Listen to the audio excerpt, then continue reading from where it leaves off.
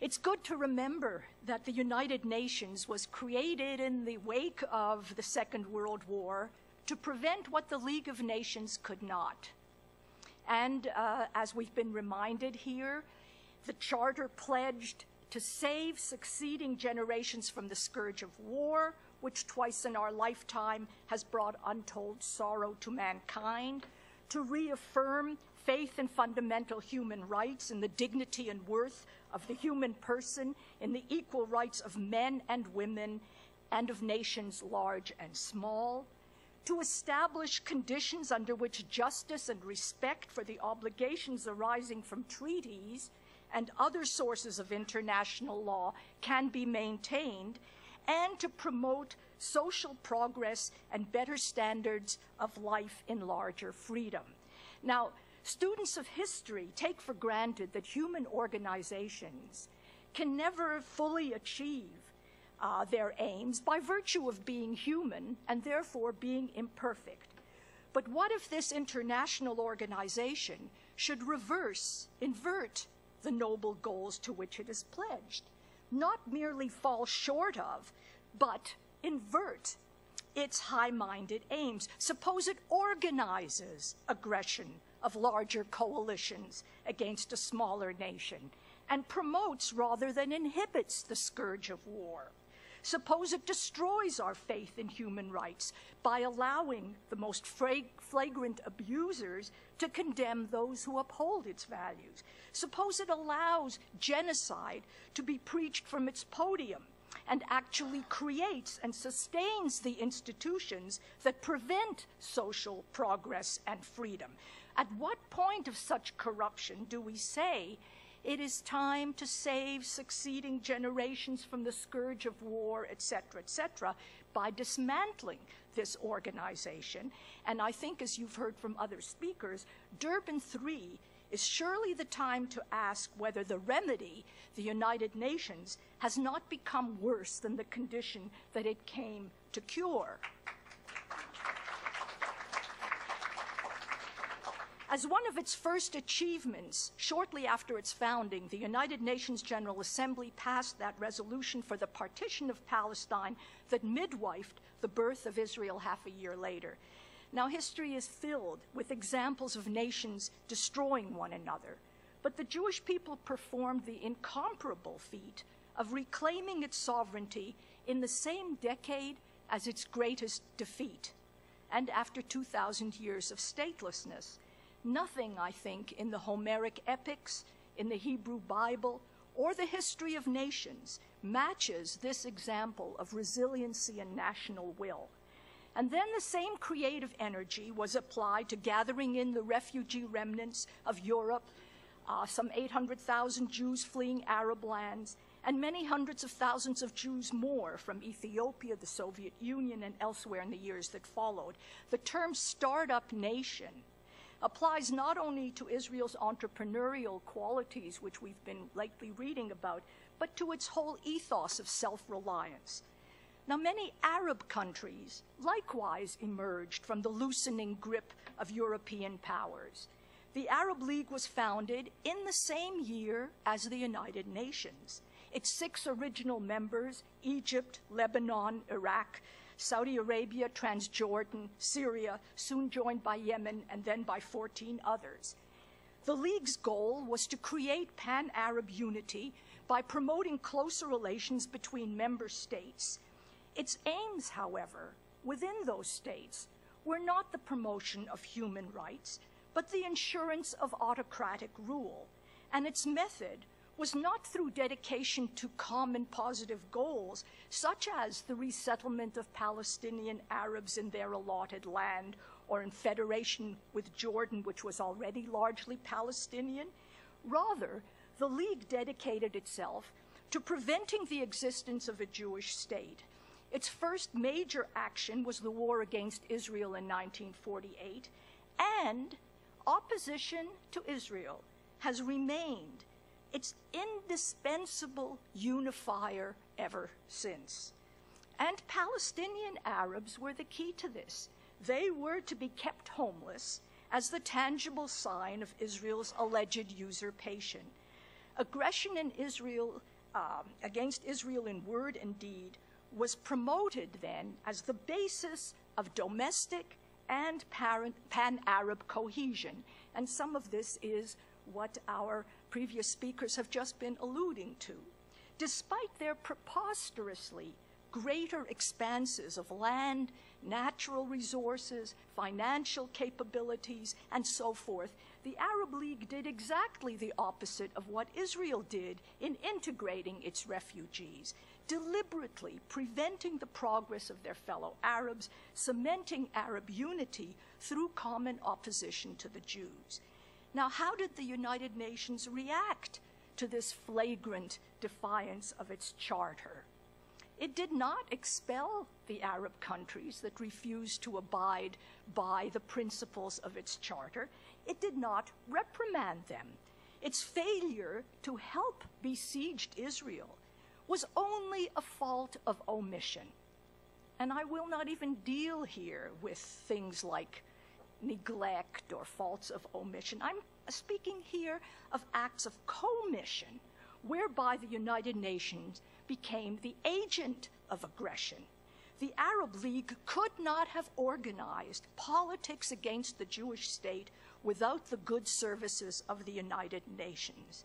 The ongoing war against Israel was, in fact, primarily a war against the United Nations, an attempt to pervert its mission, and in that the Arab League has succeeded, and Durban III is the testimony to that success. In other words, I would say that, and I will come back to this, I think that it is very important to recognize the function of anti-Semitism, which in my reading of things, especially of modern anti-Semitism, has little to do with the Jews. I think that the war against the Jews, the war against the Jewish state, is primarily a war against what the United Nations represented.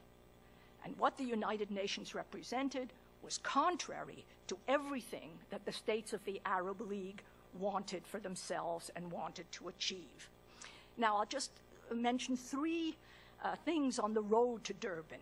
The United Nations Relief and Works Agency for Palestinian Refugees in the Near East was established in 1949 as a temporary measure to help resettle one relatively small group of displaced persons.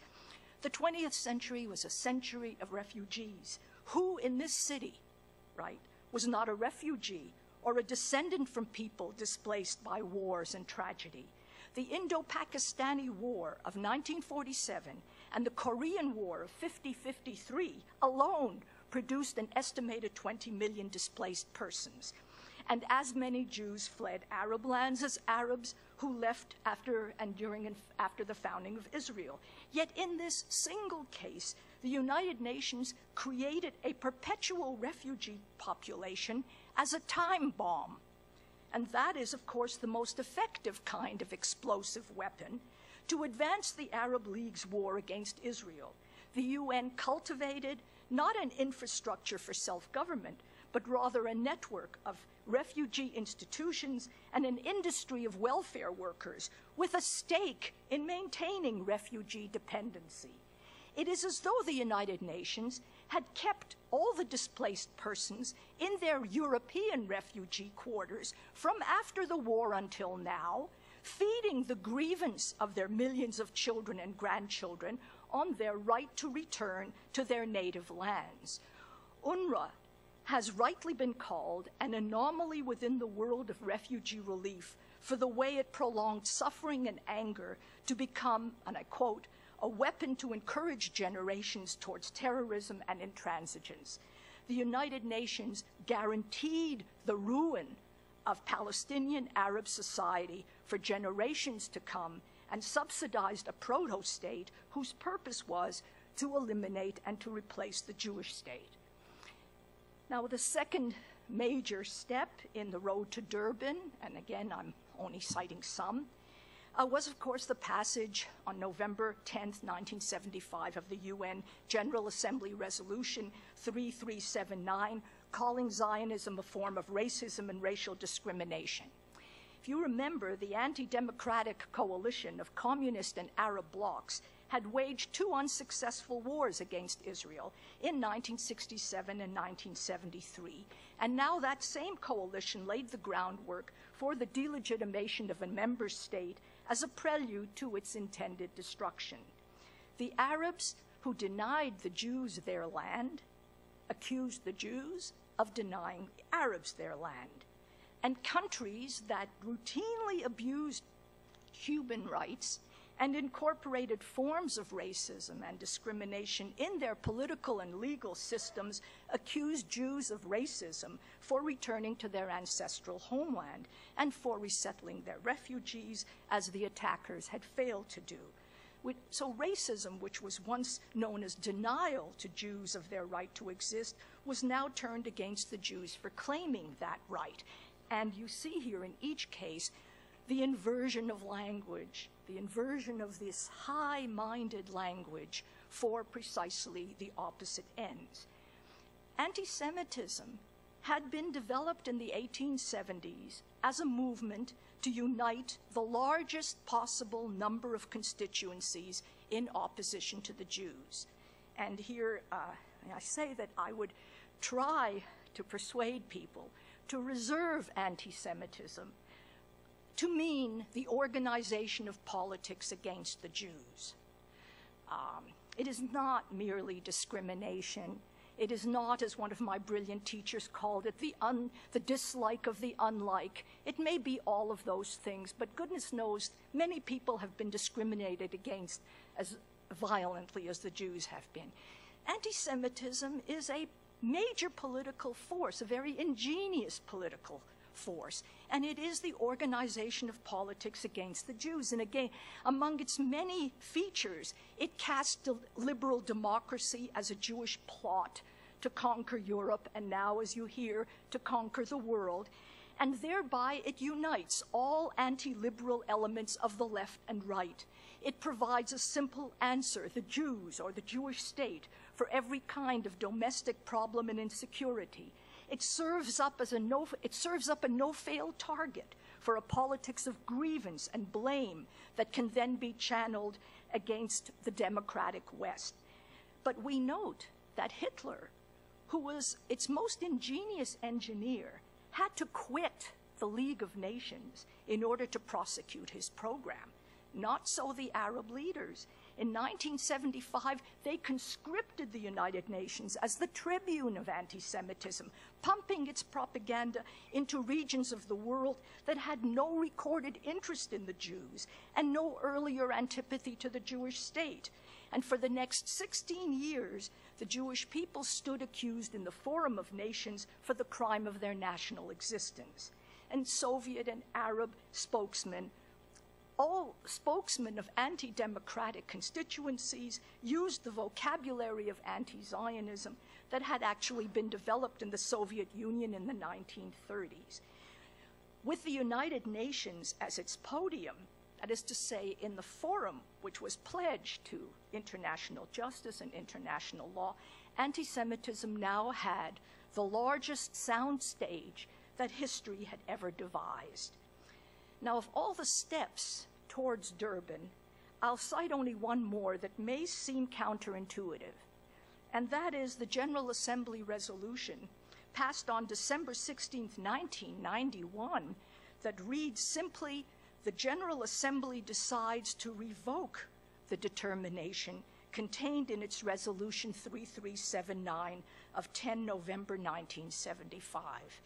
And Ambassador Bolton spoke very eloquently of what it took to revoke that resolution. Now, do you know that the resolution defining Zionism as racism was the only UN resolution ever to be revoked? And yet, the United Nations undertook no self-study, no action, no dedication of effort or funding, no program of education to undo the damage done by 16 years of defamation. After all, if it had been wrong to pass that resolution, shouldn't something have been done to correct that wrong? You just have to consider the efforts and the monies that have been required to clean up the oil spill in the Gulf of Mexico. Yet here, for 16 years, a politics of demonization, of anti-Semitism, anti-Zionism in the most radical form, had been directed against the people whose genocide had helped to trigger the creation of the United Nations in the first place. Now, this poison was allowed to go on spreading unchecked, to billow electronically across the globe.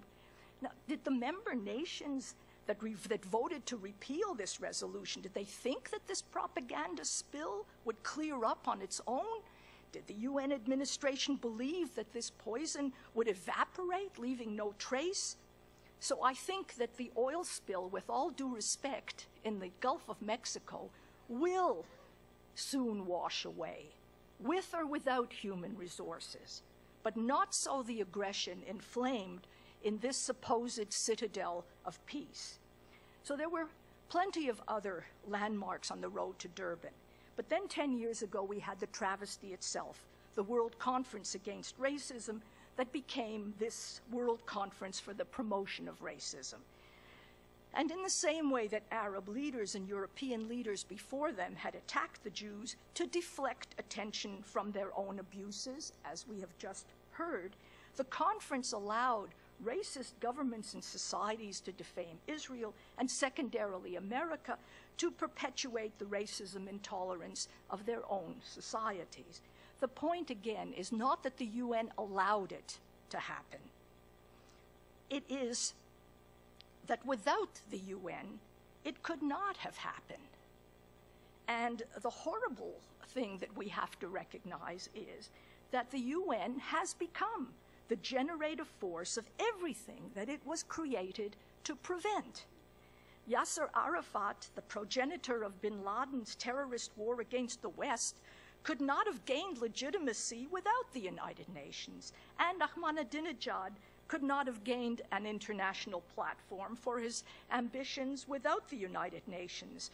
So here is really the true horror of it, that the United Nations has been not just hijacked, but it has really become the most dangerous center for all those who want to destroy the values that it was created to uphold. Now, Elie Wiesel spoke here this morning, and the one thing, of course, I so admire his words, but there is one thing that I would question, and that is, if you remember, he said that anti-Semitism is mysterious as existence itself. I would say again, not at all. Anti-Semitism is perfectly understandable. It is one of the most effective tools of modern politics, and the Arab autocrats and dictators who stood against liberal democracy and all the institutions that embrace those ideals knew that they could very effectively fight their fight through the seemingly parochial fight against the Jewish state. If you try to imagine how else one could have completely inverted what the United Nations stood for, you would be hard put to find another vehicle that was more effective, that had a greater image attached to it, that united Christian mythologies and Muslim mythologies, negative mythologies. In other words, this is no accident. It is an extraordinarily effective political weapon, and one ought to see how effectively this weapon was unfortunately used against the United Nations and its constituent agencies. So I think, as many others have said here before, that one has to begin to cut away the most diseased parts of this international body, at least that, in the hope that perhaps some of the rest can regain some measure of health. And it has to begin by eliminating the agencies that most obviously pervert its stated aims, namely the UN Agency to Promote Palestinian Misery, which is also known as UNRWA, and the so-called Human Rights Council, and the so-called World Conference for the Promotion of for the elimination of racism, which has become a conference for the promotion of racism. So those who pay the UN bills have to put it on probation, as is routinely done with all institutions that are hijacked for illegitimate ends. And I would say that since the corruption of the UN took place through the vehicle of the war against the Jewish people and the State of Israel, the rehabilitation of the United Nations would also have to now begin to take place through a vigorous defense of Israel and everything that it stands for. Thank you.